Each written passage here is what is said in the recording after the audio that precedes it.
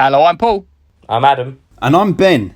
And welcome to a football Filmbusters episode.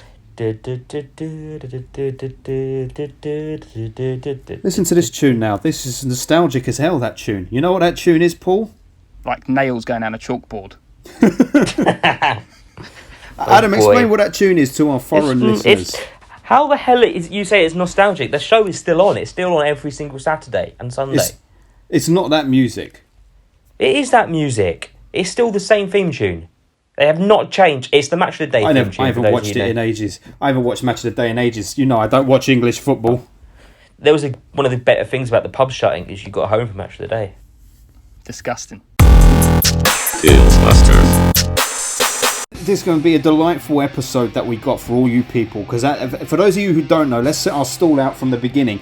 This is very much a football-based film, and in our personal lives, Adam and I care very much for football. Paul cannot stand the foot. He can't stand the foot. So it's going to be very interesting to hear opinions on this based on the fact it's a fucking film. It's a film very much about football, but it's about more than that. So I'm looking forward to hearing what Paul has to say. I've also got my gym tracksuit bottoms on today just to keep myself active and comfortable. So I've got my tracksuit bottoms on. I've got my tracksuit bottoms on. We're all sporty then. Mine is Soul Cal. Mine are Super Dry. Mine are Adidas. You're going with the sponsor of the film, is that what you're doing, yeah?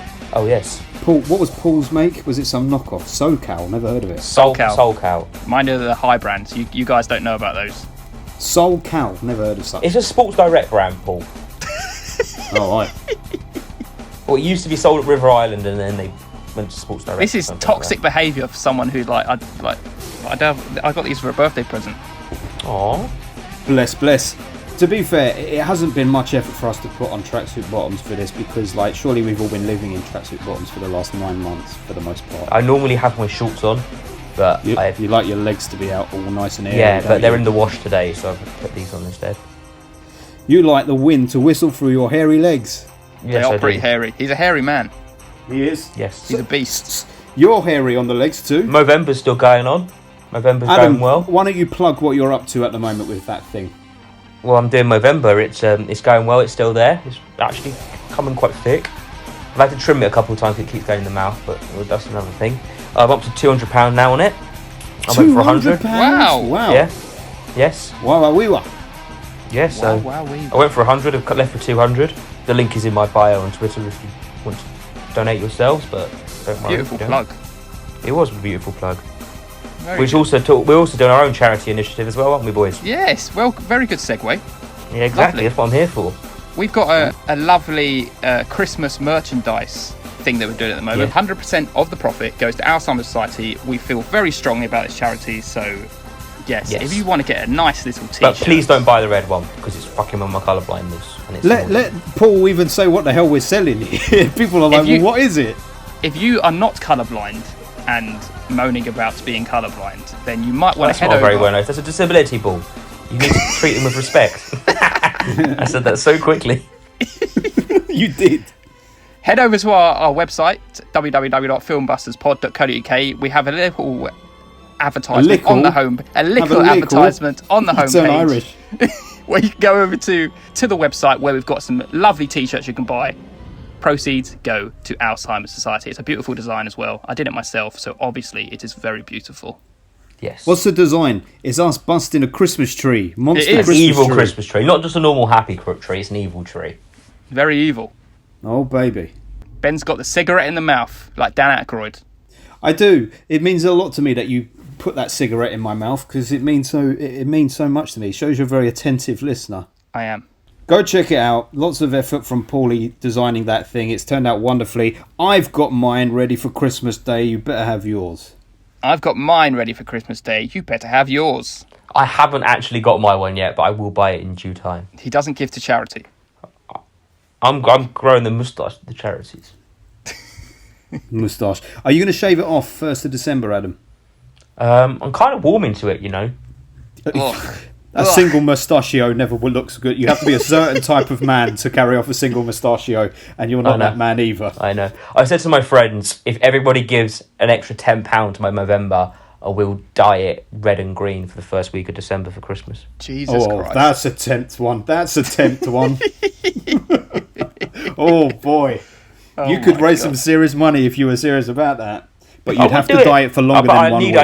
I need the money first before I'm digging into that. But it's unfair because we're still in lockdown. You would have to dye it post-lockdown so that you have to go out and be seen in places with it. Oh, Adam still goes out anyway. Yeah, Adam still goes out. Adam goes to all them speakeasies. All right, listen, before we get to the main event, I'm just going to move things along here and hit you with the quiz, because I'm very excited to do the quiz this week because we are tighter than we have ever been. Listeners, faithful listeners, as you'll know, we are so tight. I'm with 21 points and Paul and Adam are joint on 20 points. Now, I'm particularly excited for this one because we are asking 2 questions which relate to goal, but maybe to football. So you would think Paul would be at a disadvantage, but no. It's about how attentive you are to the film. Doesn't matter. Football knowledge or no football knowledge. It's about how attentive you are to the film. So then, here's your first little question. This one, you better have been paying attention. And if I was you, when I was watching this film, when this particular thing happened, I'd be like, I'm making a note of that because he's going to ask me this question. First question. Okay. What is the number on the back of Santiago's shirt? 8. Incorrect. Well, no, he has 2 numbers. Yeah, at the beginning he has 2 numbers. It's 8. All right, okay. So when he's playing professionally... 26. Yeah. Oh, shit. So you were paying attention. You knew I when you wrote saw it that. down. Wow. I bet because I'm at a disadvantage, because it is football, I thought, let me write down the facts I do know.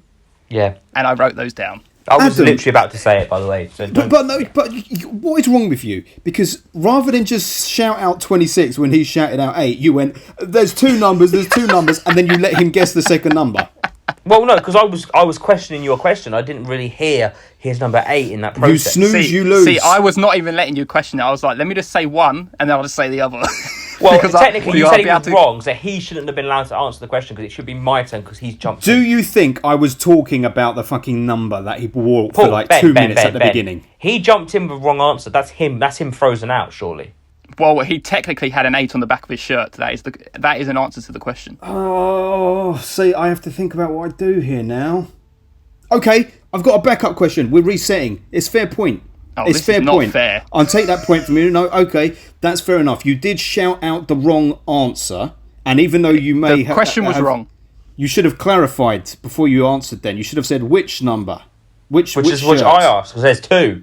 I asked that question. All right, we're resetting the board here, listeners. I'm sorry. We're going back. 21 Ben, 2020 Paul and Adam. I've still got 2 questions here. Ready? Go for it. Okay. Listen up and listen good. What was the final score in the Newcastle game against Liverpool? 3-2. Oh, shit. Who said that, that was me. First? I said it first. Come on now. Fuck off. Just because your audio's ahead. Mate. You can't I said it way before I heard Adam. Do you know what? I have to give you both the point. I have to. Okay, I'll take It's the only way. It's the only fair way. Oh, boy. That's squared it up nicely, doesn't it? You were paying attention. So we're 21 all now, and there's 1 question. So someone is going to take the leads. And here is the question. Okay. Name the goal scorers in that game for Newcastle. Harris scored 2 and Santiago scored the last one. He's got it, Paul. I don't even know their names. They were not real footballers. They were the characters in the game. Listen, I don't care to know them. He's got it. And he's taken the lead. He's taken the lead for the first time this year. Do you know what? Let's be nice and let Paul have that first question. So I'm happy for him to have that if you're happy to have all right, that. Fine. Since Paul did get it right on the second guessing, Paul, I are you gave happy 2 with correct that? answers, but still you would not give it to me. That's true. All right. Let's do it. 21 all across the board. Okay, that's good then. I'm glad it ends with that. That is very tasty. It puts us in an exciting position. Fucking hell, very exciting. If it made Paul 6 ahead, I would have said no, but he's put us in a nice little bracket. Oh, there's only a few rounds left as well. Very exciting. Well, scary. Listeners, 21 all. You heard it live and direct. Everyone always questions my questions on this. I hope that I'm not the fucking quiz master next year because it's a thankless position. Okay, this competition between us leads us very well onto our topic of today, which is goal! ! The dream begins. I'm so glad you gave it the full respect it deserves. Sometimes, if it's not just goal of the original title! The dream begins. The dream begins. Go, go. Always believe in your soul. You've got the power to know you're indestructible. Always believe in, and it's go, go. I wish I could just mute him sometimes. Mark. The dream begins today. Do. That's staying in, by the way. Okay, even though it's gold, not goal. Yeah, but that's a play on the word, isn't it? Obviously, wasn't very. That's clever. why I said goal! ! The dream begins. You have to explain that to the police. It's not really a play on words. It's just you're changing the word. Yeah, I'm adapting the title into the song. I'm calling the police on this. Hey, Glenn! You know when I played against Fulham? My dad saw the game! He saw me play, man! He's probably watching you right now! Okay, everyone, today we are talking about goal! The dream begins, or goal! Whatever you want to call it. The 2005 football film. This is a spoiler episode. We will be talking spoilers, no hanging around. But first of all, Adam, I'm going to pass you the ball. Oh, I like it. Running down the wing here. I'm going to tee it up for Ben, who's going to be in the middle. But first of all, I'm going to give you a plot summary. And this film is about my boy. He's Santiago Munez. He comes from Mexico. He's living in LA. He's a good football player, but he's just out on the streets, like, doing his thing. He's not really made it anywhere. He's playing for a college team. Suddenly, Stan Baratheon comes along and sees Santi playing football, and he's like, that's my boy. I'm taking him to Newcastle United. So Santi goes off with Stannis to Newcastle, which is the king of the north, in the north. And he gets his trial at Newcastle. It doesn't always go swimmingly from there, does it? He's got his little hiccups, his little problems. People don't like him. He's a bit too flashy. But eventually he gets in with the players. He makes it into Newcastle's first team. Bam. You can tell how much Adam actually likes this film because that's his most coherent plot I was going to say ever given. He has energy. He has energy in the plot. Yeah. I know. I've got energy today. I've not been at work today. I've been working from home, so I didn't get up at 5 a.m, so I've got the energy to post into the podcast. All right, well, I'm going to hit you with some stats just so we can establish the scene, because Goal is not a film that I can imagine many people would have heard of. Not even many British people, potentially. Certainly not our American and Australian or whatever else listeners. So to give you some context, this came out 15 years ago. I remember seeing this when I was at university. So it's directed by a British guy called Danny Cannon, who went on to direct many things that you would love, Paul. Fucking Gotham and Pennyworth and all of those sorts of DC shit. That makes sense, okay. He also directed the original Dredd with Sylvester Stallone in. And it stars Kuno Becker, who was a relative newcomer, Mexican actor. It's got some supporting performances from Alessandro Nivola from Face Off, Nicolas Cage's brother from Face Off, Pollux, Stephen Graham, Stephen Delane, and Anna Friel. Stephen Graham is highly annoying in it. He's only in it for like 2 seconds. He's just walking past people. I really don't understand why he took this on. Like, I think he was big enough to not have to take on this tiny role at that point. Was he? But maybe, was he big enough at that time? Or maybe he wasn't. 2005. And it depends when This Is England came out. This Is England was his... I think Snatch is like 2002. If This Is England had come out, 2006, the year after. Okay, alright. So maybe that's why he took it. But as well as those guys, there was also some very big names from the sporting world. Beckham, Raul, Zidane, and a bunch of the Newcastle players. Shearer, the most famous one, obviously. And there was loads of like footage that was shot with the Newcastle squads in their training camps and at the back end of their season run. It's officially endorsed by FIFA, which is one of the reasons why real players are allowed to be shown throughout the film. It spawned 2 sequels. The second one, he goes and plays with Real Madrid. And the third one, he plays on the world stage, and it's one of the worst films I've ever seen. It didn't do massively well at the cinema, but it was Did you actually watch the third one then? Let me finish the fucking sentence. It didn't do very well at the cinema, but it did very well on home release, and it has made it one of the best-selling sports films in the UK to date. Now, ask your question. I said, did you actually finish off watching the third one? Not the other day. I put it on for 5. I'd seen it years ago, but I thought I have to revisit it to see if it really is as bad as I remember. And yeah, it is awful. But we're not here to talk about that. Okay. Oh yes, and so this was my pick. So I'm going to go first, and then I'm going to pass the ball to Adam, and then Adam is going to cross it early for Paul to finish off. Yeah. You'll miss me. I'm just going to walk out off the pitch. If we can pack this episode full of football references, this may well end up just being myself and Adam by the end of the podcast.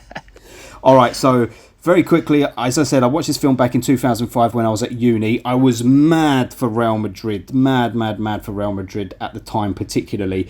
And when this film came about, I was so in love with football. I was watching it almost every single day when I was at uni. So this landed, and it was like, it's Rocky for the football world, and I fucking adored it. I loved it so much. There was a couple of little problems with it, which we can talk about, but at the time, I was so in love with it. I went to the cinema to see it twice. I bought the DVD as soon as it came out, and I used to replay it. I just thought it was wonderful, fantastic. So, it's probably been about 10 or 15 years since I had seen it, and when I was putting it on the other day, I was a little bit nervous because I was like, I think there is a lot of rose-tinted glasses with this film potentially. And when the opening 5-10 minutes played out, I was like, oh, maybe it is rose-tinted glasses, but fuck me. By the time he talks about his dad seeing him play against Fulham, and Stephen Delane tells him he's probably looking down on you right now, I wept like I wept the first time, and this film is a 9 out of 10. It almost does enough to make it 10, but it doesn't quite. It is a 9 out of 10. It is probably, apart from the Rockies, the best sports film I've ever seen, but it is also one of the most inspirational, feel-good fucking films I've ever seen in my life.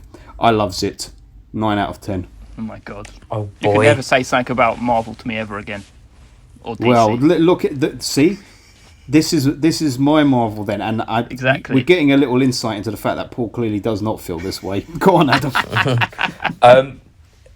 You've kind of taken a lot of the words out of my mouth. So I haven't seen this film probably for about 5 years now, I want to say.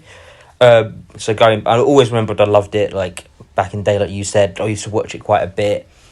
I had it down as a 9 out of 10 before, but that's an old score that I probably wouldn't back up in maybe the grand scheme of things. So going into this film, I was a bit, again, like you said, Ben, a bit nervous on it. The first half an hour, I was thinking, oh boy, this film isn't as good as I remember it to be.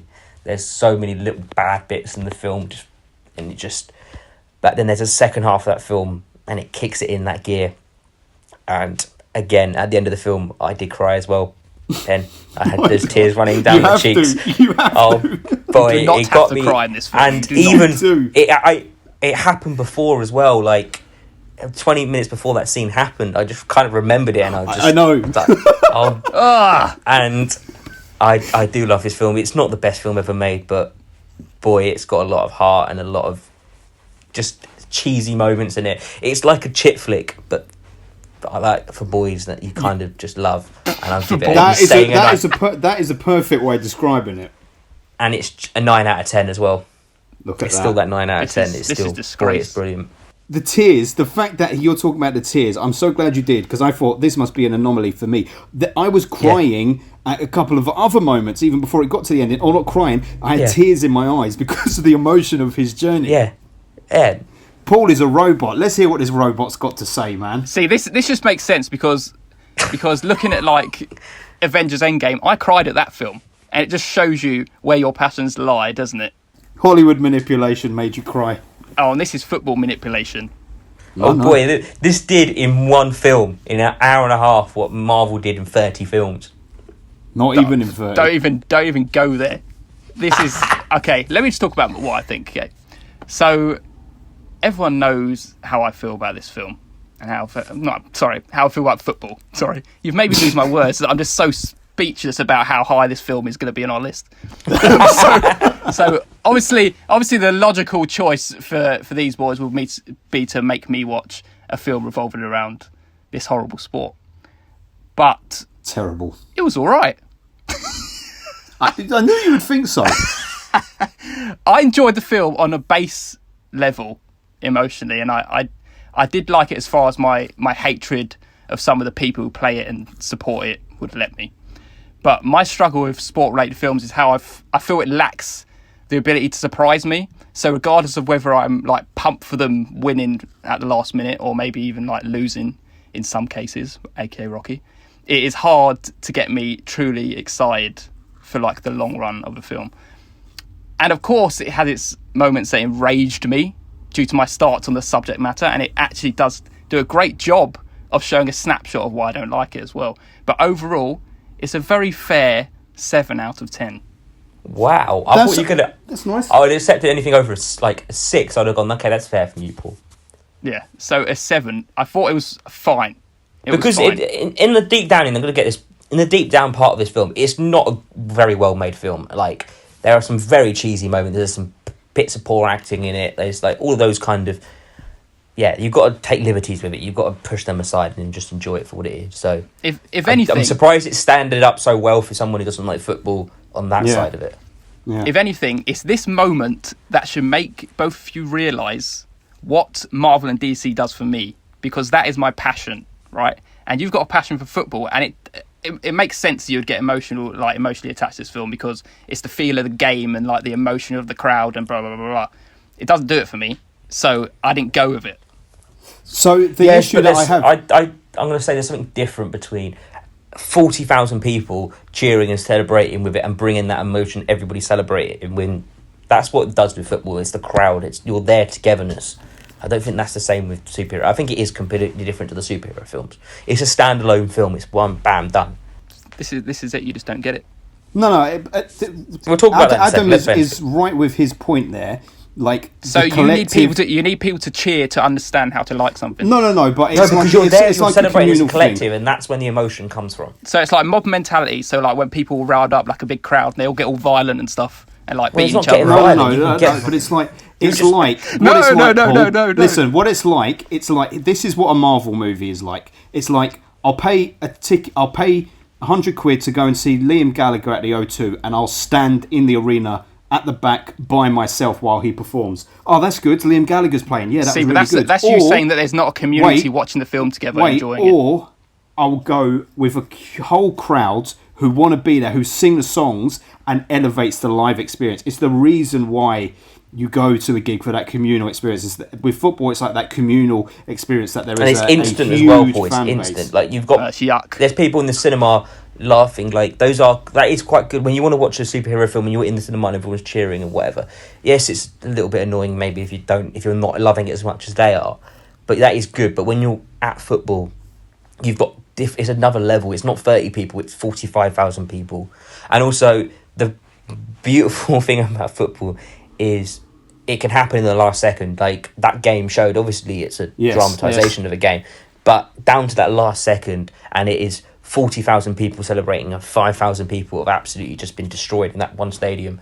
Like you don't know if you've ever been in a football stadium, but if you're in the home stand and the away team scores, it is the most surreal experience in the world because the stadium is so quiet from like 45,000 people, but then there's 3,000 people in a corner up in the top going absolutely bonkers and making noise, and it's just I don't even know what you're talking about. What the hell's away team scores?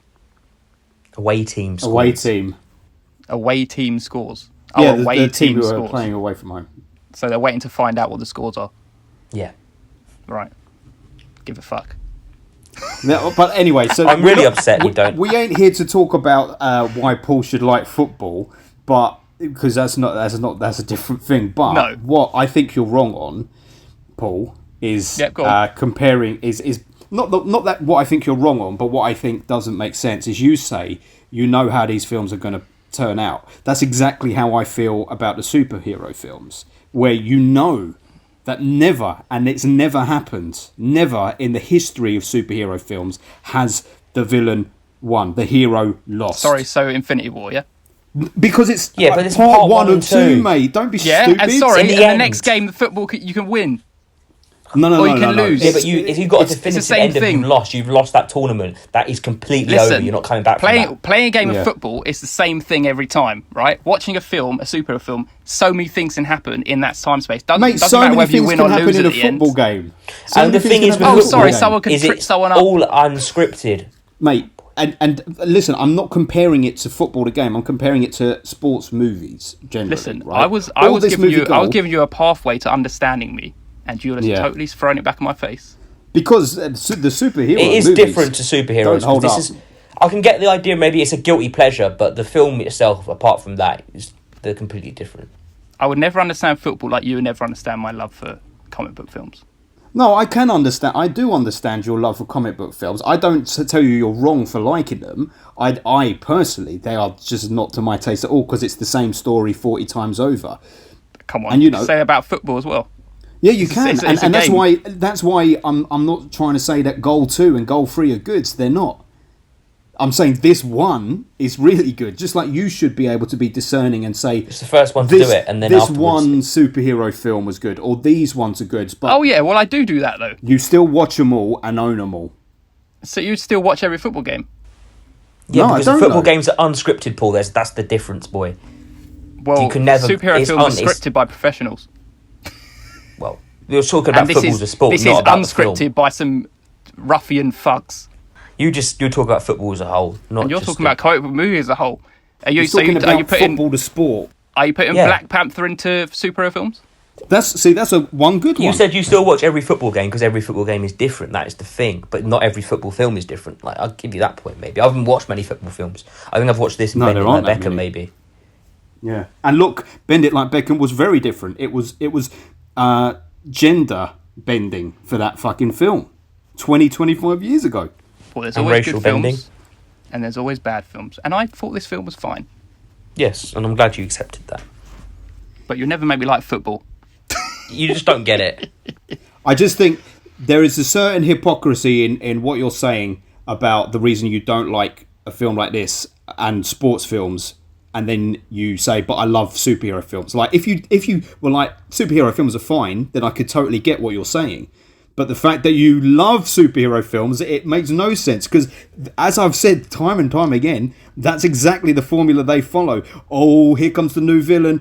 Are the superheroes going to be able to beat him? Yep. In every fucking film. You could probably say the same about any action film then. No, but the heroes often die at the end of those action films.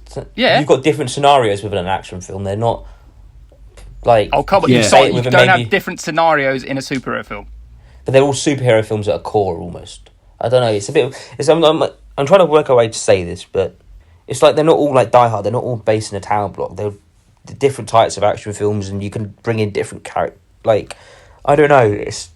Paul's doing very well here to get us all fired up early. I am. I likes it. I was actually... But the fact of the matter was, I was actually handing an olive branch, but then you could not accept it. That's right. Because I reject your comparison. Because you went after football, and football is the greatest sport in the world, and I'm not accepting that.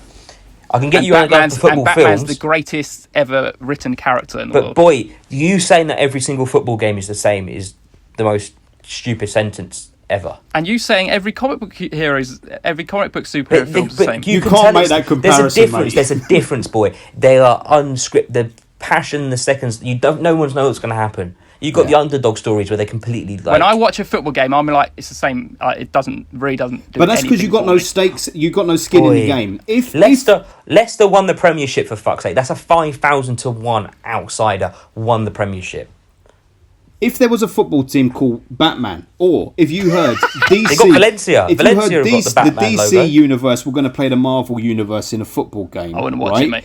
As much as you don't like football, you'd be like, I'm watching that game and I'm rooting for DC. And you would be watching that game and you would be on tenterhooks in the last 5 minutes if it was like 2-2, right? You wouldn't be going, oh, every game's the same, I'm just going to walk away. You would be glued. Listen, let me tell you this. I don't mind football, right? I don't mind playing football. I just don't like the people in football and a majority of the fans who support football. Now you're moving the goalpost. That's because you only see... I'm not going to defend football fans because most of them are twat, but that is a minority of fans that are like that because you only see it because that's the only time it comes into your perspective that's to see that. Exactly. If you would that's all engross yourself with it every day. That's all I need to see. People saying comic book and superhero fans, the only ones you see are the ones at Comic-Con dressed up and being crazy and completely indulgent in it. Like, that's because that's the only time that becomes to your attention. But you know that you still wouldn't like, and you still don't like seeing them. But I see beyond that, just like you see beyond the thugs. Yes. Yes, but the way to describe it, Paul, is you're sitting in a room, you're supporting DC, but your best mate is sitting next to you and he's supporting Marvel, and they're fighting it out. But you don't know who's going to win that because it's not been written. It is literally just down to that fight and who can actually win that fight. And at the end of it, you're going to be laughing and loving it, and at the end of it, your mate is going to be crying because Batman knocked out Iron Man in the 92nd minute. I'd love to watch that. Don't worry about it. I hate that we're talking about superheroes in this episode. He's winning. Don't you see what he's doing? He's winning, Adam. Okay, let's go to the film. Let's talk about the film. We need to talk about the film. Let's flip to the film. Let's talk about the film. Okay, let me tell you. I'm gonna hope you're going to be more grown up talking about this film, Paul. I'm very grown up. I was, as I said, I was handing the olive branch to make us all united in understanding each other's passions. But you just wanted to defend because we don't get it. It just shows me clearly that you do not understand it more. Listen. Get on with it. Okay, agree to disagree because you don't understand how I feel either. But a moment in the film basically summarises how I feel about football, and I think it did it very well. When he's training for the first time in the rain, and all those horrible people who are just tripping him up and barging into him. That's how I see football, like people just fouling each other, and it's not about the passion of the game. It's more about like their ego and them. It is in some cases, yeah. And yeah, also, and it was all about going, oh, he's a Mexican. Like it's like. Yes, and there's racists in the game as well. That's what I know. Yeah. Right? It's all race is a problem as well. And I feel that whole segment was a very good representation of what I don't like about football. Yeah, but that's a small minority. And also you've got to remember at the end of that... So are you supporting... Listen. Adam, we're talking about the film now. Yes, we are talking about the film. And I'm going to keep it within the concept of the film. Are you supporting that scene? Yes, I'm talking about that scene. And I will talk are you about it further supporting that scene? I'm saying, do you agree that was a good representation of the horrible people in football? But you've taken the bit you don't like about it, which is that guy who was beating him up and having a go at him. And at the end of the day, his ego got in the way. Where is he? He didn't win. Santiago won. He did win. He also passed in the end, which is great. Yes. But that guy was still playing for the reserves at his age. He shouldn't be playing for the reserves. He should have built on and gone off in his career. Right. Whereas Santi came in, he kept his head down, he rose above that, he didn't let his ego win, and he drove above it, and he was the one who's won it in the end. So the moral that of this man story, is the villain. The moral of this story is, don't be selfish and pass the ball. Yeah. Play as a team. Play as a team. Don't let your ego win. That's why that manager, the manager, is wonderful. He's like the sage. He's the Mr. Miyagi of this film. He's sage and wise. I would love to have him as a manager. He's stern. He's fucking hilarious. And he dispenses good lessons. That shit when he's like, holds him back and he's like, run to the goal. And he boots the ball twice. And he's like, what did you learn? And he's like, no, that the ball can go faster than you can. At this club, the name on the front of the shirt is more important than the name on the back. That was a good lesson. And it's like the bit when he won the penalty. It's like, what did you learn when you won the penalty? You should have passed it. You should have passed it. You went for glory. Santiago was a selfish little boy. He was, and he learned from it. Yeah, but he was selfish, not in a egotistical way. He was just like that was his style. He's like, I need to. It was his understanding of the game. He didn't understand. This is my vision of football, right? As far as I know, that the flashy kind of people tend to be like not from England. The people who are flashy and doing all the tricks and blah blah blah. The ones who are more skilled tend not to be coming from England, yeah, because English players can't play for shit. That's why. Yes. Well, it depends. I knew Adam would say something about that. But generally, the best players in the world are not from England. That's why. Yeah. Well, then also because then you're looking at a percentage of thing when you've got maybe 10% of the world football players come from England and 90% of them come from the rest of the world. So yeah. Ratios. Yes, true. But like, not many English players are signed up by foreign teams for a reason. Apart from Beckham. Apart, yeah, exactly. Apart from it's Real also because Madrid, they can make more money because they're more marketable in the English league than they are away. Beckham was also like a premonition to goal 2 then. Yeah, well, the money right. is mainly in the English game. There's more teams in the English game that are rich, and that's why the Premier League is regarded as the best, because there's 20 teams up there that are almost competing every week, whereas you've got Spain and Germany and stuff, which probably might have one better team overall, arguably, better than the English game, but the competition isn't there beyond that level. I see what he's saying, Paul. Like, there are so many divisions within football, because just because me and Adam like football doesn't mean we agree on everything. What he just said is not true. British people and English people love to say that the Premier League is the best league in the world and that the British teams are the best teams in the world. Of course. They're not. That's why they so often fail on the world stage. The English national team does, and so often the English teams fail in the European clubs. My love of football comes from watching La Liga week in, week out at the beginning of the 21st century, because I was seeing football in a different way. I was seeing exciting Spanish players playing after having watched like a decade of British football, which was good, but was on its way out as far as I was concerned. The Spanish game excited me again. There was excitement in those fucking games. Whereas in Britain, it's cagey fucking football a lot of the time. But the difference is you've got... I would never say the English teams are the best teams in the world. Like, probably you'd argue Liverpool now, at the moment, were. Like last season, they probably were the best team. But then Bayern Munich came along. But the English game as a whole is the most competitive league in the world, which way it's generally regarded as the best league. It used to be Serie A. Serie A used to be that, and they went on a downhill slope, and the British game rose up. And it's the most competitive because all the British teams are as bad as each other. Well, no, I just think it's the worst teams are better than the worst teams in other leagues. I know. Anyway, this is well off topic. I appreciate the conversation, but it's well off topic. Well, talking about someone who appeared in the film, my exposure of football was when I don't remember how old. It was when Pro Evolution Soccer was still a thing. And it was one of the first ones. They're still coming out every year. Yeah. Oh, okay. FIFA always wins it, though. I thought, let me give it a go. I bought it a long time ago. And I was like, yeah, I'm playing as Spain. And that's how I found out who Raul was. He was my top scorer. Look at that. Well done. He was a very good player. I know him. And that's about Real Madrid player. Did you know who Zidane was? You knew Zidane. Yeah, I knew Zidane. Does he play for Chelsea?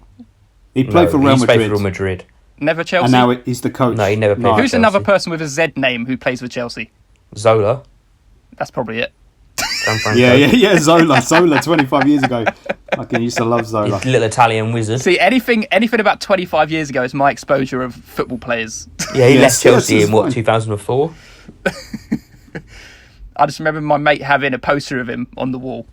But yeah, they'd have to pepper some of them in to give you the teaser that he's going to Real Madrid in the second film, which he does. So in the second film, just so you know, the second film focuses much more on the materialistic side of football, and it's not like indulging it. It's basically saying when you go to Madrid and you get fame, you get the mansion, you get the parties, you get the controversial headlines in the tabloids, and it focuses on that. And it's kind of boring for that reason. It's good to see him playing with Real Madrid players. I obviously love that on a personal level, but the film is not good. I always remember in that Real Madrid game, they play a game against Arsenal, don't they? They do. And the game in real life, I think Arsenal lost it. beat you. That's right, yeah. Yeah. It's when Henry scored like 2 amazing goals, but when they edit the film out, they win 1-0, don't they, or something? Something like that. I can't really remember. I really like the way that they managed to ingrain the acting with the actual matches that were done. You know how they did this? So they basically took their cameras down to the football games while Newcastle were playing their end-of-season games, and the director was on court and he would film, and he was just hoping for like some good action shots, some good headers and whatnot. That's where that Kluivert header, Adam, which was fucking blinding, comes in. And when they filmed that, they were like, oh my God, this is great. And then they had to recreate what happened after the game had finished. The players left the pitch. They asked the fans, or a small section of the fans, to stay, brought the actors out and had the actors recreate exactly what had happened. And then they merged that with the real footage in the game. That's why it looks so seamless. Like, I think for the most part, they do a really good job of making. There are some cagey CGI, like green screen backgrounds. It's not too bad though. Like for me, the one moment I found that was funny is when they had, I think it was Harris scored a goal and they had all the players bundle on him.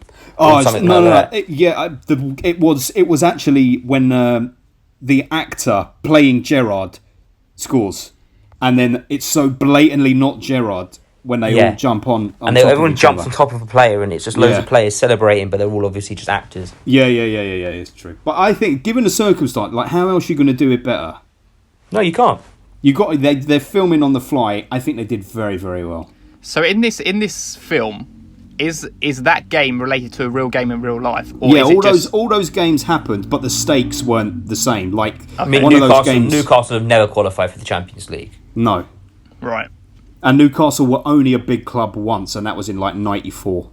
Well, they've always been a big club. No, but like a big, like, basically when Stannis meets Santiago and he's like, I can get you playing for Newcastle, and he's like, Newcastle, that's a big club. It's like, yeah, they play in the Premier League. That's about all you can say about when he it. talks about the way people care about Newcastle, it's like Newcastle Football Club is one of those teams that is a religion in that part of the world. If you're from Newcastle, you support Newcastle. That is it. Yeah, like you said, you've got the one team. And it is true because, like you said, all the other cities have two teams. You're either City or United here or there, but in Newcastle, it's just, you're either Newcastle or you don't support football. That's it. And I like that. I kind of liked how ridiculous it was that they were actually romanticising Newcastle throughout this whole film. Like that's what. So there's so many things in this film that just charmed the fucking pants off me. But Newcastle is a team like that. Like if Newcastle get good, then that is what. I'm not talking about the team. I'm talking about about Newcastle, the place. I like how they romanticise the place. Like they're in the pouring rain in a cab, and then they turn a corner and he's like, "There it is, son." And you see that shot of St James's Park, and it's the whole fucking scene has been raining, and then St James's Park is just lit up with sunshine for some fucking reason. They also love Oasis in the soundtrack. They had like 5 Oasis songs in the soundtrack. It had a good soundtrack. Kasabian, Clubfoot. I remember that I always, when I've seen Kasabian play live since, when they play Clubfoot, I've always thought of Goal. Yeah, it's always song. FIFA. You won't be seeing them no more, boy. No, you won't be seeing Kasabian no more. Sad times. Oh yeah, of course. So, like, I mean, we're not really talking about this fucking. So Gavin Harris, was he kind of like supposed to be kind of a Beckham kind of character? In a way, yeah. He's just a typical big money playboy striker, I think. Yeah, he was gonna. He just represents that playboy footballer that is seen a lot. Like, this is what I was going to say to you, Paul. Like, in a team, right? You know about Ronaldo being arrogant as fuck. Yeah. You know those players who are arrogant as fuck, but there is a team around them, a whole squad around them that 50-60% of them, if they walk past you in the street, you wouldn't even notice them because they're doing their job, they're playing their game which they love, they've got a lot of money, but they're getting on with it. But the ones you hear about are the flashy ones, the ones who behave like pricks in clubs and stuff like that. The ones that sell media paper. Yes, and there's no denying that is the case. But also, like we saw in this film, there are agents out there that want that type of client. That other agent wanted Gavin Harris on his books because his whole thing was, I need to sell him, I need to get him on the front pages. Yeah, they're in the spotlight, so it makes money, doesn't it? Hanging out with his dickhead mates. I hated Stephen Graham and that other mate when they were in the club. They were like animals. They were. Wasn't too keen on them. No. But Santiago was like a sort of clean-nosed kid, and he was like maybe whiter than white. But when he was in that club and all the girls were, I was like, just get off. They're going to take a picture. Just move. I know. She's going to find out, but she didn't even really care. So she was good. She trusted him. She believed him. She trusted him. Yeah, obvious love interest, though, isn't it? Can I ask? Do you boys ever see Ugly Betty? Yes, the dad. I've watched episodes. Was that him? I love to see him. Santiago's dad is Ugly Betty's dad. He's in Mayans as well. Is he in Mayans? Yeah. Of course he is. So racist. Just because he's a Mexican actor, of course he has to be in Mayans. Do you know the mum? Do you know what film she's in? Or the grandma? She's in Frasier. She's Niles' maid. She's also the mum. She's also the mum in Scarface. The grandma plays the mum in Scarface. Oh shit! Yeah. Maybe I made that connection before. Actually, yeah. Of course she is. Yeah. Yeah, I did know that, but I forgot. Racist. Well remembered. Racist making her play a Mexican. Yeah. Or Cuban then. Yeah, Cuban. And the funny thing is, Tony Plana, who plays Santiago's dad, is Cuban. He's not Mexican. Oh, okay. Very racist. We're mixing it all up. I liked how the opening scene of the film reflected the entire journey of the film, of him crawling up that hill and the ball rolling down, and his dad is saying, come on, and he's looking back down at the football. That's the entire fucking film. Because with one hand, he's got his family and his history saying, come on, you need to move forward, we need to survive, we need to do what we need to do, and forget that fucking dream. And by the end of this film, he doesn't follow his dad. He is the one walking down the hill, getting the ball, and he gets arrested because he does loads of horrible shit as a footballer. Oh, boy. He's very insensitive. Also, how weird is it? I didn't notice this when I was younger, obviously, but Brian Johnson from AC/DC is in the film. Yeah, I know, He's a Newcastle fan. I was like, what the hell is he doing in this? Yeah. What part? He's a Newcastle fan at the bar. He's the one wearing the flat cap. Yeah. Who's describing like how big the game is to his dad and like kind of making his dad understand like what this is. Yeah. When he's like, I'll buy you a pint if he scores. He was in it last week, me darling. Right there, right, yeah. I thought that was a bit of a silly scene. His dad's a glory hunter. Well, you know, supporting his son. He's been very silly. Support him when he's doing good. Hey, you should support him the whole time. He was supporting him. He was going to support him there. He didn't even know that he was going to appear in that game because he was on the bench. So when he made an appearance, that was like, wow. He went there. He finally got to a point where he's like, no, I need to see what my son is doing. Because he's reached the heights that he's actually acceptable. It's like, no, I'll support you as this gardener. I'll support you. I'm not going to go any further than you being a gardener. Well, don't even try to be a footballer. Let's hit this. That scene where Santiago leaves, which I fucking love, when his dad is ranting at him and then he goes, it's your life. He doesn't want it. When he's talking about all those things that say this is how you measure a man's life, in that moment, is his dad right or is he wrong? In my opinion, he's wrong, but depends who you ask that question to. I think that's a philosophy of life. What do you think? On your outlook of money, doesn't it? Yeah, you got to let people be who they got to be. But it's not it's a different story if someone is a horrible person and they're just going off and not looking after their family. But he wants to follow his dreams and become something he wants to be. Why stop him from doing that? But I think you can totally understand why his dad is doing that, because his dad knows that they are there illegally, and he knows that if his son goes there, the chances are, although he does win, the chances are that he will fail, because how many players have travelled to England and been sent home packing? Oh boy, it's that bit at the end, man. I think it's from where his dad dies is when I got very emotional, because then I can remember exactly what happened, because I kind of just remembered his dad watching the game, but I didn't remember his dad dying and then finding out later on that he watched the game. All of that is heartbreaking. I think I was closer to laughing at the end than crying. You were closer to because him saying the game where I play for Fulham. Yeah, but the beauty of him calling it Fulham is what makes it so magical. Because it's like, Americans say that shit. That's what is so brilliant. See, but I feel like this is why, because I didn't back the dad. I was like, he's not really out for his son. Yes, but when it's the beautiful moment when Santi is so happy, it's not about the dad doing it. It's about Santi, how happy he is that he is one. I found it all very contrived that she was conveniently sitting in the bar with the two men who saw the dad. Yeah, but it's a bar for Newcastle fans. So it's like whenever you go anywhere abroad, you'll be like, oh right, there's the Chelsea bar, there's the Man United bar. So it was the Geordie bar in that particular area of downtown LA, and it was Glenn's daughter who took them to see it. So of course they're regulars. They're always going to be propping up that bar. I was thinking, who is that woman? Why do I recognise her? Because she stood out of place. I was like, how is she related to Santiago? I forgot that it was his daughter. Yeah. But come on, man! When the thing he says to Anna Friel in a scene before that, he's saying the hardest thing for him is that his dad, he never got to make peace with his dad. His dad never forgave him, and she's like, "Don't worry, he would have." And then knowing that he saw him play, that was enough. When she tells him he saw you play, it's like, oh my god, that's so fucking sweet. And how happy, and I tell you what, that's emotional as well. When he says Fulham, I break at that point. But then when Glenn says he's probably looking down on you right now, I'm like, oh my god. Heartbreaking stuff. Beautiful. This is like the I Am Iron Man scene. No, it's nothing like it. This had heart and that had fucking mechanical arms trying to attach emotion to a piece of fucking shit. A piece of fucking shit. Oh, yes. Come on, man. I refuse to believe that you didn't feel emotion at that bit at the end. I don't think you need to back the dad to not feel it. You don't back it. You're not backing the dad. You're backing Santi there. Yeah. I wasn't backing the dad at that point, but it was nice. He needed to have his dad's support. I felt like, obviously, I'm not like a robot. I was like, okay, yes, that's emotional that he's found out his dad watched him. But I think the contrived nature of it is what made me think this is just... It's built in just to make you cry. I know, yeah, it is. Just like Marley and Me, but that doesn't take away anything from the fact that Marley and Me hits me emotionally still. That dog closing its eyes.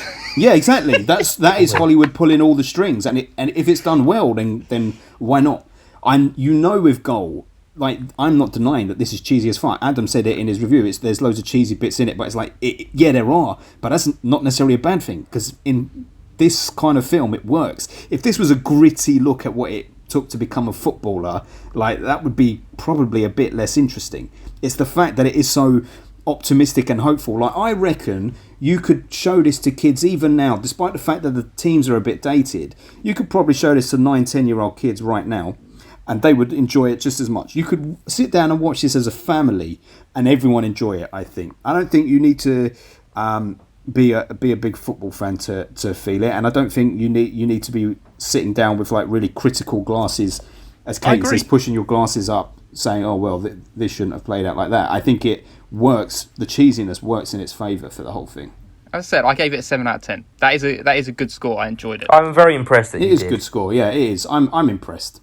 But see, then you must surely understand then why we can give it 9s, because yes, of if course, you're giving and I've it a said 7, that. yes, I've already said that. I understand. You didn't say it, and don't make me sound like an idiot. I said it at the beginning, and I tried to, as I said, about the olive branch, but we won't even go there again. I'm leaving this podcast. I'm not going back there. I was just more shocked that how high this is going to be on the charts. I mean, it might not be that high now that I've given it a 7, but... Well, we get to that. I want to ask you about the version. Did you both watch this on Amazon Prime? I watched it on YouTube. I watched it on YouTube. But the rented thing didn't have subtitles on it. Yeah, it didn't. So how did you know what they were saying? You just kind of guessed, don't you? You're very Well, they don't speak much Spanish in it, and then you There's only a little bit. Anyway. Are you kidding me? So you missed... Spanish. All right, so I had a whole point here, which is not going to make sense now because you didn't see the subtitles, so forget that. What's the point? Well, the point is, in the bar... you would have heard, in the bar, early on, when they're playing pool, he's talking to his dad in Spanish, which in that exchange, the whole thing was like, oh, what's an agent coming over here for? They're movie stars. And he's like, oh, I've got a shot. Santiago's friend, or the guy that works with him, says, with skill like he's got, he could play with the Galaxy. He says that in English. But they fucking subtitle it for some reason. And it says, oh, your boy's got skill, or something like that. A totally different subtitle to what he actually said in English. Because he obviously means LA Galaxy then, doesn't he? Yeah, exactly. But my question to you was, and this may be different on YouTube then, a lot of the swearing seemed to have been edited out and they've replaced it on Amazon Prime. I remember watching it and them saying, piss off twat. So there's a moment where a guy goes, what are you doing, you German twit, in my version. But there was swearing in the film, yes. But did he say, okay, and when Gavin Harris tells him to get out of his house, what does he say to him? What swear word does he say? I think he says get the fuck out or something like that. No, he definitely doesn't say that. It's a PG. It's not. It was like a... I don't remember him 12, swearing. He swore though, but he said like a prop, and I almost went like, oh, they're actually swearing in this film, because I remember that line coming up, but I can't remember the exact... I would be keen to see what it's like on YouTube, because on the Amazon Prime one, he says push off, but clearly his lips are saying piss off. Right. And the guy, when he says German twat, it edits it to German twit, and it makes it seem a bit silly for that reason. And they keep saying things like, oh, bugger, twits, all that horrible shit you would read in the Beano, Simper Simper. In a Roald Dahl book. Yeah, exactly. What do you think about the fact... Go on. I was just going to say, what do you actually think about the fact that he doesn't fly home for his dad's funeral? Yeah, because his dad didn't deserve it. I'm joking. That was a bit harsh. That is harsh, mate. It sticks in my craw a little bit. Yeah, I think he should have gone home. It is his dad, after all. Yeah. It's one of those things, it's like, but he does, I don't know, it was that moment where you could make it. It's like, if you stepped away then, you're not going to get the opportunity again. Yeah. That's it. It's his one shot. I get it. If he goes home, yeah, he does the sentimental thing, but he won't get that chance again with Newcastle. And I think kind of he probably thought deep down in his head that his dad would have probably gone, all right, you do that if that's going to make your career and like better you longer term in the future. Well, I guess the other thing at that point is that. no, and Santiago wouldn't think that, because at that point he thinks his dad hates him. Yeah. Maybe that's why. Because he didn't know he was a glory hunter at that point. No, that's right. You calling him a glory hunter? He wouldn't go to Newcastle. Oh, I see. yeah. His dad's the glory hunter. I love all that cheesiness, mate. The fact that his dad walks into that bar and they take him to the bar, and then all of a sudden his dad's like the biggest football fan in the world, and he's shouting at the screen. It's like, mate, you have never even enjoyed a football match in your life. And it would be like Paul walking into a football bar and going, hey. If Woody wanted to become a football player, would you support him, Paul? Of course I would. Boy. Oi, put it this way. You know, I told these boys the other day that the minute I started watching this film, I knew exactly what kind of character Paul would be. It was this dad. And it's just so funny. That's not me as a dad. That's me towards football, maybe. Yeah, I know, of course. I know. But you would. Yeah, I'll have it. Woody was like, I'm going to America, I want to play for LA Galaxy. You'll be going, no, we need to split our money for a truck for our gardening business. Did you know that he he was not a footballer, obviously, but he had to really properly train and everything, and he broke both of his ankles in the first couple of weeks of filming. Really? Did he not know how to run? He was properly going for it, eh? What part did he break it? Obviously the mud scene, I'd imagine. I think so. There is a fascinating video, right? Have a look on YouTube. I can't remember what it's called, Goal Behind the Scenes or something, where they are filming that mud scene, and they're trying to get it right, and they can't quite get it right. So the Kuno Becker says to the guy who's meant to be fouling him, he's like, "You need to just actually go for it. Go for me hard. It's the only way it's going to look good." And then he does. That was so unfortunate to have that rain on that day. I know. But I thought it was like perfect, innit? Because it's so different from LA. It's like, yeah, you're great in LA, but can you play on a muddy fucking pitch? Yeah, it makes sense. Yeah. Do it on a Wednesday night in Stoke. Yeah, exactly. That's a football reference, Paul. Football joke, yeah. I guess that. And what did you think? I think it's very good. The guy from Face Off, Alexandro Nivola, his British accent was pretty fucking good. Yeah, it was good. He played Gavin Harris. Oh, did he? Yeah. Oh, that was a very good British accent. It is, isn't it? I feel it's more. That's why I said it's more like a Beckham accent. Yeah, it's London. I feel like he studied Beckham, but then I hate Beckham's accent as a British person. I know he's from North London, isn't he? Beckham. No, he's Essex. I really love the coach. I have a lot of time for the coach. He's just Arsene Wenger, isn't he? He is Arsene Wenger. That's a professor. Yeah. Do you like the bit when Shearer comes over to the weight machine and actually sticks the key in to the heavier weights and just looks at him like, "What are you doing, soft lad?" I like seeing Sven Goran Eriksson in the background. Yes, I forgot that he was in it. I was like, "Oh shit, Sven!" It was a real nostalgic little bomb for a time. Like when you see some of those players in the Newcastle squad, you're like, "Oh shit, yeah!" Once upon a time, they were actually someone. Now they're no one. Also, the other thing that's funny is, so with the commentators, Jamie Redknapp is there the whole time and he gets to say fucking nothing because clearly the director was like, "All right, Jamie, do you think maybe you could say this line or that line?" And he's like, yeah, I'll try it. And then the director's like, "You can't act." You would and now Jamie sitting there. Now he's a proper pundit. I know. See, the funny thing is now he talks with confidence, but back then he clearly couldn't because every time... Who's the other one? It's not Clive Tildesley, is it? I was going to say it was Clive Tildesley because it does sound like it does sound like him, but like every time they cut to him, it's Clive Tildesley talking, and Jamie Redknapp's just sat there beside him. I didn't even really notice it was Jamie Redknapp, yep, because he doesn't bring enough attention to himself. No, I know exactly. They told him, they cut him, mate. Shut your mouth. Yeah, we don't want to hear nothing from you. I was very annoyed Frank Lampard didn't get his acting credit in this. That's true. Frank Lampard was there. Did you know that if this film was sponsored by Nike? I read it in the IMDb trivia that he was going to go to Arsenal and then to Barcelona, and he had been from Brazil. Yeah, I did hear about that, but I thought, yeah, that's true. That wouldn't have been a fun film. I was thinking that when I was watching this, like, because I saw them, they had their Adidas tops on, and I was thinking, Do Adidas sponsor just one team, or do they No, sponsor they're many bunch. teams? A bunch of them. So they sponsored Arsenal and they sponsored Chelsea, and Liverpool, who they both played in that game. Well, they sponsored them at the time, yeah. Yeah.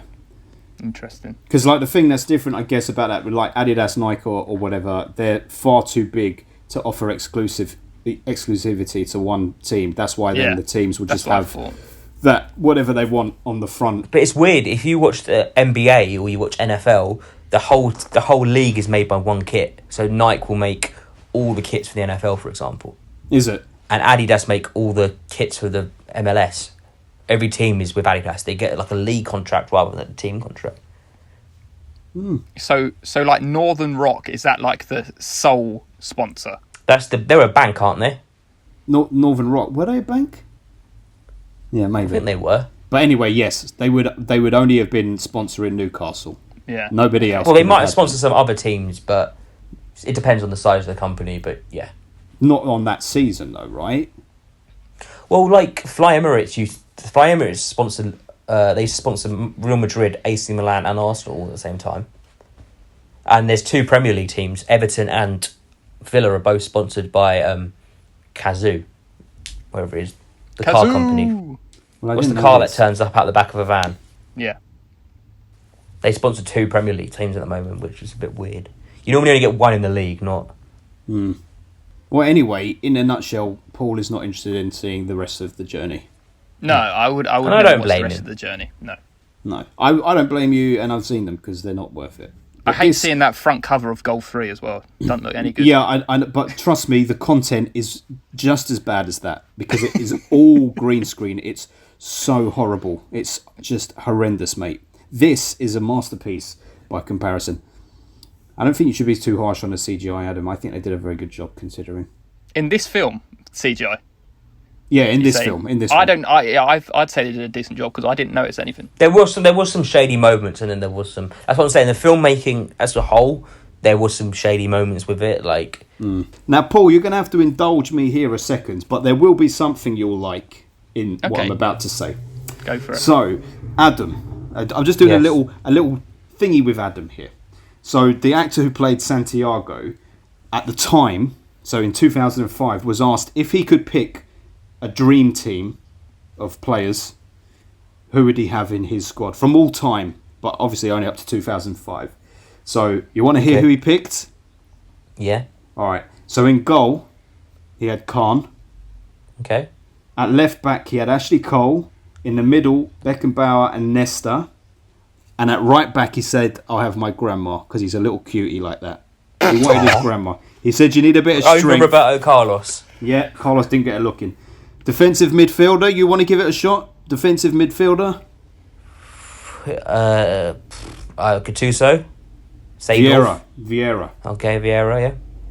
Now then, this is where Paul, you could sweep the decks with these final 5 picks. Who do you think he had left midfield and who do you think he had right midfield? It'd be help if I knew who actually played midfield. Well, left midfield would be Beckham, wouldn't it? Well, he put Beckham on the right, actually. Oh, okay. Because he put someone else in left. And the other one, he brought Zola. David Seaman out of goal. And put him... It's Zizou. It's Zidane. Okay. Oh, okay. In That midfield, guy. linking them up, he put Gavin Harris. Oh, yes. Is his name Zizou? Zizou's Zidane's nickname. His name's Zinedine Zidane, Is that the fucking but we call him Tuchel Zizou. from Lion King? Oh, yeah. Just because he's from Africa, doesn't need to change the line. Is he? Zidane is of African origin, yeah. He's from Algeria. I He plays have for France. I have a totally different picture of a person in my head. No, But he is plays Zidane. for France. That is still Zidane. He's the white. He was in the guy. film, Ben. Who's in in the Chelsea? film? Who's the one in Chelsea that I said? Zola. Oh, Yeah. that's what I was thinking of again. Oh, yeah, The Zola little is an Italian African. magician. And anyway, so the final 2 picks for up front, it was Munez, of himself, of course. And who did he pick to play up front with? Ronaldo. Incorrect. Paul, come on. Pele. I said you would like it. Owen. Alan Shearer. Who did you say you liked? Who do I like? Yeah. Oh, Raul from Spain. There we go. Yes. There we go. He's a very good scorer. I saw what you call Raul scorer? Yes, that's correct. Okay. I believe it was his 200th goal. I might be wrong. That sounds like too little, but I think it was his 200th goal for Real Madrid. I saw that shit. It was against Espanyol, and I saw it at the Bernabeu. That was a hell of a thing. I remember I saw Drogba's 100th goal. You know the most dramatic goal I've ever seen in football live? Go for it. When David Beckham scored from his own half at Selhurst Park. Really? Yeah, oh yeah, you would have done, wouldn't you? That was one of my earliest matches. That was when they were playing Wimbledon, when Wimbledon shared the ground. Yeah, I'm about to say. Anyway, sorry, Paul. Thanks for the indulgence. No worries. I'm very glad that you rated it. I'm very happy you picked Ashley Cole, especially back in 2005, because Ashley Cole was probably just entering his prime then. I hated Ashley Cole. Oh, he's the best left back that's ever played football, mate. You mad? When Marcelo's in his prime, are you mad? Oh boy, we're not getting into this. Ashley Cole is a far better player than Marcelo was. Marcelo is like Alexander-Arnold. He's a winger converted to a fullback, whereas Ashley Cole had the complete package. You see, that's the difference between us, Paul, because he likes Ashley Cole because he plays dull, uninspiring football, whereas Marcelo he can do everything. In Spanish league is exciting. He's got flair. He runs. He ducks in. That's what you want. Ashley Cole can do all of that. It's just he can do the defending as well. All right, so we ain't got no reviews. Because Paul didn't put it out for it because he's so biased against football films. I realised when I was about to come out, I was like, oh yeah, I didn't put it on. You got to remind me sometimes. David Seaman said, I give it 10 stars, and he held up his big goalkeeper hands in their goalkeeper gloves. So it looked like 10. Yeah. And he cut off his ponytail while doing it. And then he's got his moustache like Adam. Yes. Exactly. He was doing Movember too, Adam. He's just been doing Movember his whole life. He just drank a glass of milk and he had a big milk tash as well. Oh, lovely. Do you think that was interesting for our overseas listeners? I think so. Maybe. Yes. Who knows? OT will love it. So. He loves his football. Oh yeah, OT will like that. Yeah. OT will. I bet OT's seen that. And if you haven't, OT, watch that film. I love how he's got to this point where he's listened to it and then you're saying watch it. Yeah, that's true. Which maybe we should put a precursor. We'll message them before the episode. All right, so listen, we're going to do our average score and place this in our overall list of films that we've covered on this podcast. We took a time out and we have worked out that it is 8.3, which puts it in a very interesting list of films. And I can't wait to see what happens here. What have we got? We have got, in order, from top to bottom, Infinity War. Oh boy. Uncut Gems, The Invisible Man, Once Upon a Time in Hollywood, and Buster Scruggs. The Blues Brothers, and then Bacurau, and then The Raid 1 and 2, and then Avengers Endgame. I can say without a shadow of a doubt it is better than all of those films, so it goes top for me. Oh boy. Better I don't think I can all put it those above the films. Blues Brothers. I know, you're fucked. Okay, so this say that by default, Ben has said it's better than all of them. So me and Adam, we're going to work our way up the list, okay? Is it better than Avengers Endgame? Yes. Okay, so it's better. Is it better than The Raid? Oh boy. I can't say it is. I gave The Raid a 10. That's true, so that's where Adam stands. Go on, Paul, you carry on up And the list. I'd say The Raid is better. That means that Infinity War is better than Goal. Oh No, my how can it be if I'm placing it at the top of all of that, though? Because we both said the raid is better, so it can't move past it. Oh, shit. You two are fucked up. The Raid Put better than Goal. Put it this way. Infinity War should not be at the top of that list. No, It's it definitely shouldn't. The thing is, yeah, because The Raid 1 and 2, I give that a 7.5. That's the average between the two films. I mean, I've got to say, to be fair, if Goal is in between The Raid and Avengers Endgame, that's not that bad because it beat Avengers Endgame at least. It should be in. I'm happy with it being below all of those films in that list to an extent, apart from Infinity War. I mean, the sad thing is that Endgame is actually better than Infinity War, so that's actually the sad thing. Yes.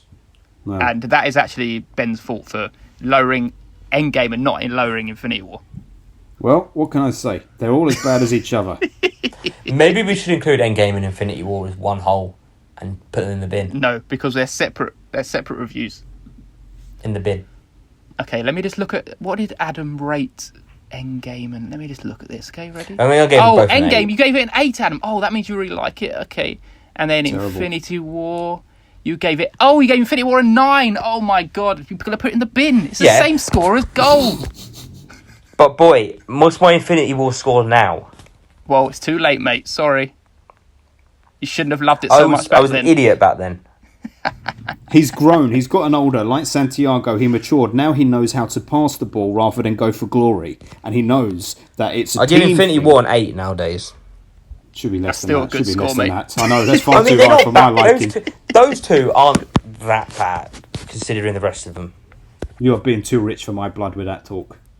Oh well, anyway, that's in a very nice place. So listeners, if you manage to listen through all that rambling, it's in the 20th spot. 20. Look at that. How'd 20 you like that? out of 65. 66. Is it 66? No, 65 it is, yeah, 65. We've got to speak about what film we're doing next, and it's a listener choice.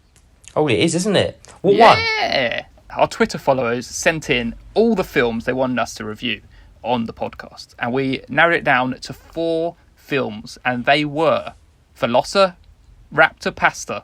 Is that it? Velocipasta. Velocipasta, yeah. But like, as in a Velocipasta. pastor who runs a church, not like you eat with Not like sauce a and carbonara. dinosaur Italian dish. Hey, that would have been that might have got my vote if it was about pasta. I agree. The Creature from the Black Lagoon. Sorcerer and Hardcore. Yes. And by a unanimous decision, The Sorcerer was chosen. Ooh, I'm surprised at that. I'm surprised at that. I'm very thrilled at that. I've wanted to see it for a very long time. What's it about? I don't know, and I don't want to know yeah. too much about it, but Neither do Commode I. loves it. Interesting. It's the director of The Exorcist, William Friedkin. Oh, lovely. Yeah. Lovely. Yeah, I don't want to know anything about it. I'm The going to main that thing I know is there's a totally big blind. truck or lorry involved.